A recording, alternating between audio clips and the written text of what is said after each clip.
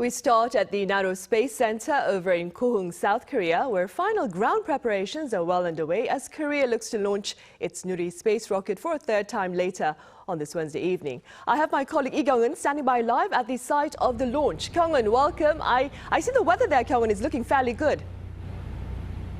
Right, it's not bad at all indeed. Well, the weather here is now nice and breezy.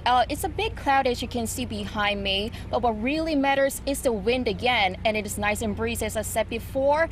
And it's actually a good time to talk about the weather because as we speak, the Korea Aerospace Research Institute will decide the finalized time of the launch, taking into consideration of the weather conditions and the optimal time they will prevent collisions with space objects.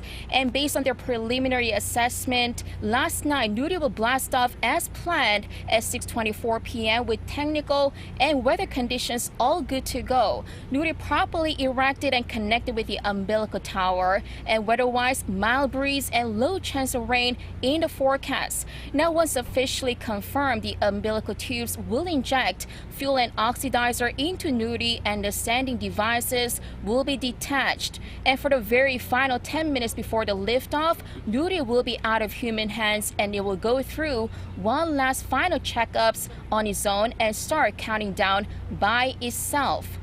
Right, I see. Kyung-eun, if all goes according to plan, when exactly will we know whether or not this launch was a success?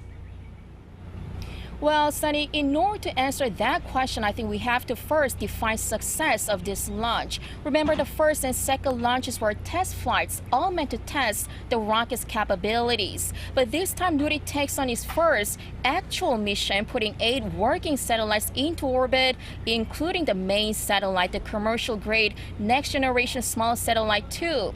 So completing this mission will be key to the success of the launch, and it will be decided just 13 minutes and 3 seconds into Nuri's flight. Take a listen to what significance that holds.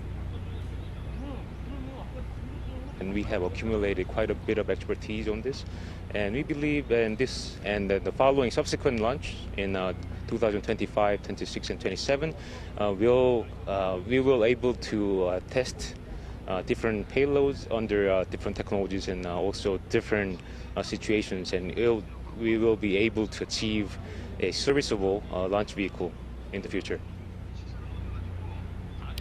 Now, after satellites enter into orbit, the next stage will be receiving beacon signals and actually communicating with the satellites. But as for the launch itself, it is a success once the satellites get into their target orbit. Sunny?